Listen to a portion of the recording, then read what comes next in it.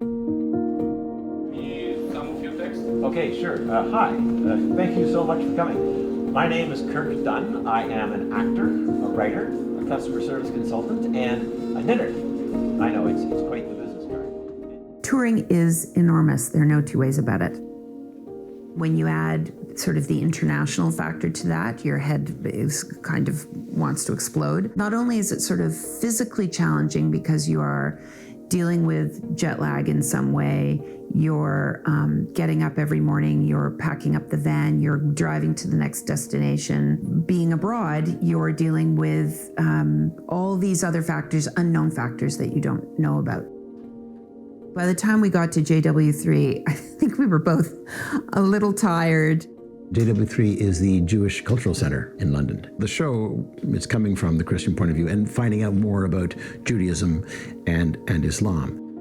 When we take it to a synagogue or a Jewish group, for me, it's always I'm a bit concerned because I actually talk about some of the mistakes I make or made in finding out about Judaism, or the incorrect assumptions I had.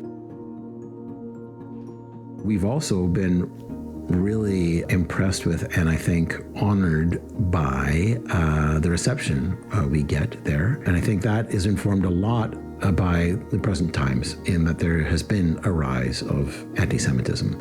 And the Knitting Pilgrim is, following my path in discovering Judaism and making the links between Christianity and Judaism and Islam.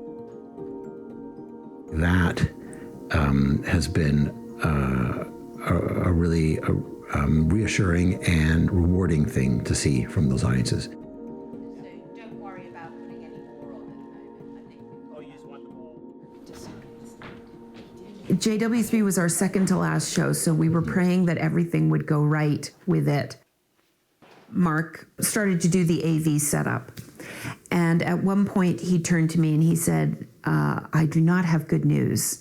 The camera that we use to shoot Kirk knitting live during the show is no longer working. There are lots of factors that I can deal with, but the hardest for me is depending on technology to work, because something invariably goes wrong. Mark sat down at the AV table, put on a headlamp, turned it on, and took apart this camera, and then about 10 or 15 minutes later said, One of the solders is slightly snapped. Uh-huh. I'm just using my screwdriver to bypass the current. Right. Okay. So we just need to resolder. Oh, and he's got a soldering It's iron. 15 minutes away with the solder. Okay, perfect, great, okay. Are you kidding? You're repairing it? They didn't bring my soldering iron. Although he I did wanted not to. pack it. I wanted to, but Claire wouldn't let me. two pieces of metal that are supposed to be soldered together have come apart. So he told the AV guy at JW3. The AV guy at JW3 said, I have a soldering iron at my flat 15 minutes away. So Mark and this fellow jumped into a van, drove to this guy's flat, resoldered the piece. Mark brought it back and said, the camera now works. A piece of magic. And a testament to his skill level, obviously, but also a piece of magic. Ingenuity and yes. Yeah. Get it done. Yeah.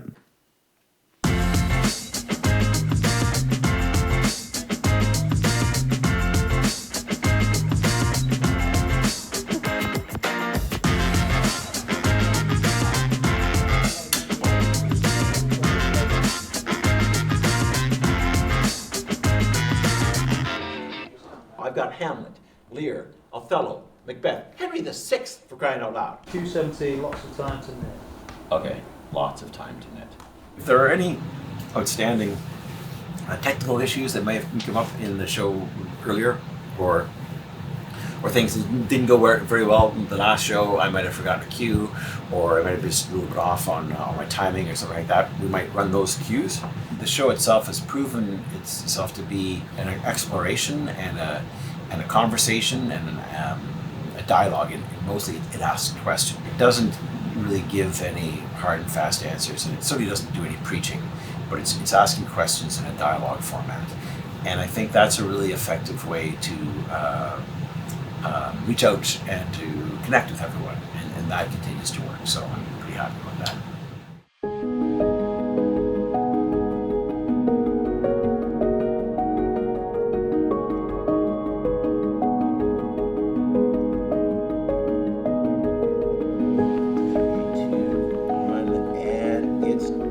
Thank you so much for coming this evening. It is great to have you here. We're going to fold that loop over so that this long strand of yarn that is going to our ball of wool is going to bisect the loop or cut it in half. I got a job as a security guard in a hospital working the midnight shift on the weekends. Lots of time to knit. 2 years after that, our son Emmett comes along and my life just explodes. And even though there is less and less time to do it, it is the knitting that keeps me sane. Say a month to design them and then 3 months per tapestry, so 10 months in all. I'm featured in a couple of knitting magazines, like Folk Knitting. Folk Knitting! The National Post publishes an article titled, "The Funding of Warm and Fuzzy Feelings." And Jacob says, but you have to bless me first. The blessing is you will be known as Israel and not known as Jacob anymore. Me? I'm not so sure. She says, you keep knitting.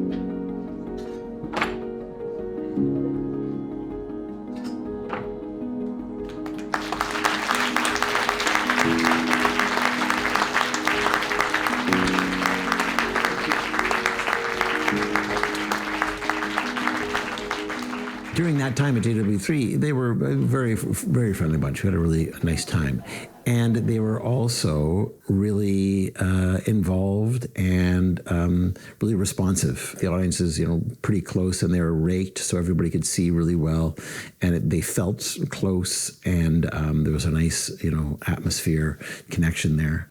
The audience I spoke with really loved the show. I think one of the interesting things about touring is you meet so many different people. Our show is built so that you can have these good, deep conversations afterwards because there's time for people to come up and see the tapestries and engage with Kirk. That audience and certainly the folks who have seen the show since October 7th of last year, they have really appreciated it and appreciated how normalizing it is for them, where they're seen, for the things that they share with the rest of the world, as opposed to the conflict. That was nice to hear, and that's a huge reward for me to know that I'm helping them feel some hope and reminding them of the great place they have in world history and how they relate to modern faith.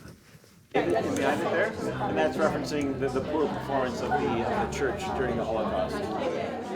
Uncle founded, he was a Presbyterian minister too, and but that church had just been sold to a Muslim congregation, and I met with the imam and his administrator, and they came to see the show, and they really enjoyed it, so that was good.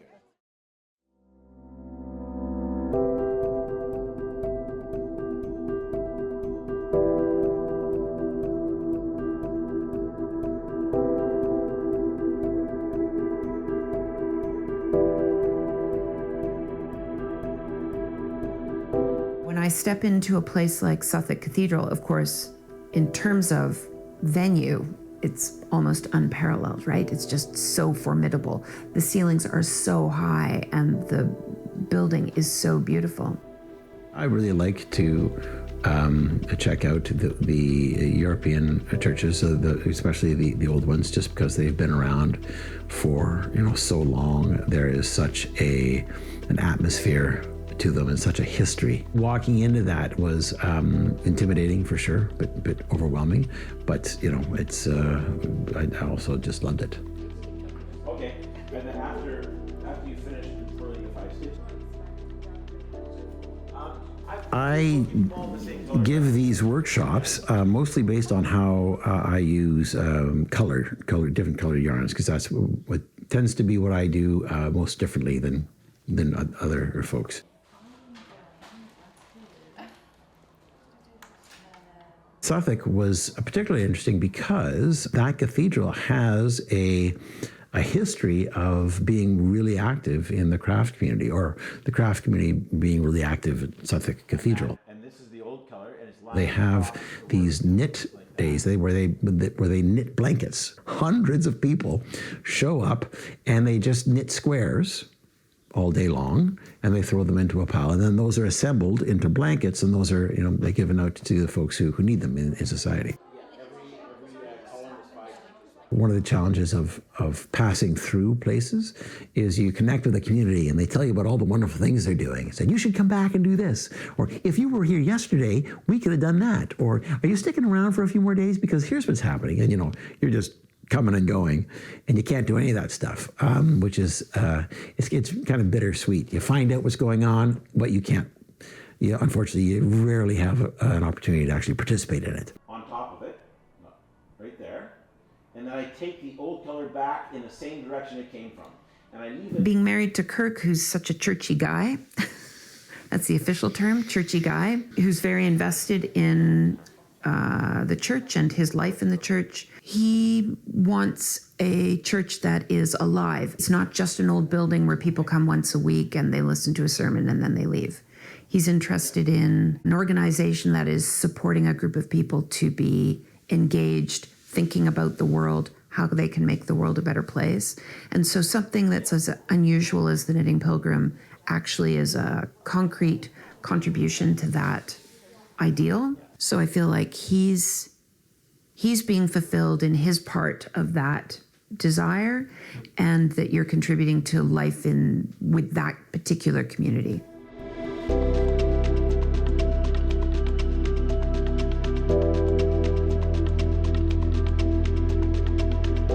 It's pretty impressive. I mean, it's really, really amazing. The history is just overwhelming, and I'm really looking forward to it. And I think the ambiance is going to be fantastic, and the audience is going to love it.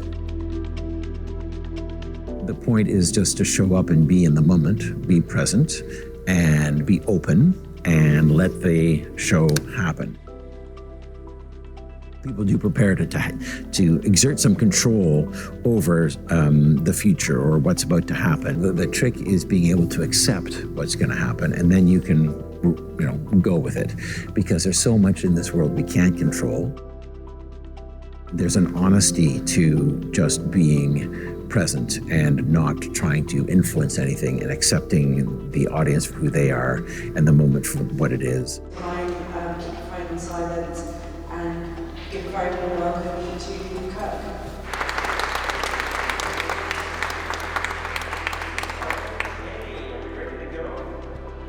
To see if we can use these two art forms that don't depend on words to provoke a conversation of nuance. Why do we pile on the punishment? Why is there a war of words rather than an exchange of ideas? The ambiance in the cathedral it's just unparalleled. I mean, once we got the show up and we were doing the show, and I think for the audience seeing the show in that venue with those tremendous stone pillars and the huge arches, tombs of the saints and Shakespeare's brother's tomb and all kinds of stuff like right there, it really, really added a lot to it. Complete Christian tapestry. My kids are now 8 and 10.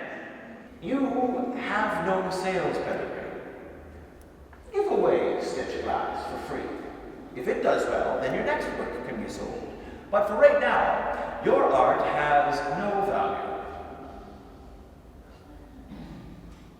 Shalom Aleichem. Peace be with you. Assalamu alaikum.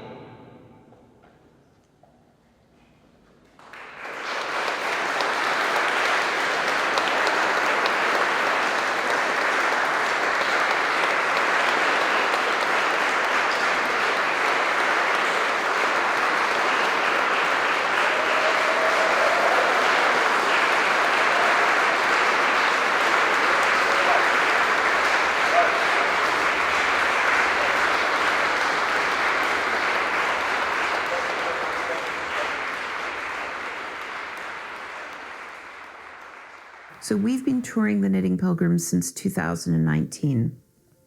I think we're up to 120 shows in 6 countries. We have toured in a lot of theaters, very conventional theatrical spaces. When we started to tour the Knitting Pilgrim, we realized, we not only have an audience in the theater world, but we have this audience, faith-based audience, who are interested in having a dialogue, an unusual dialogue, as an entry point into talking about matters of faith.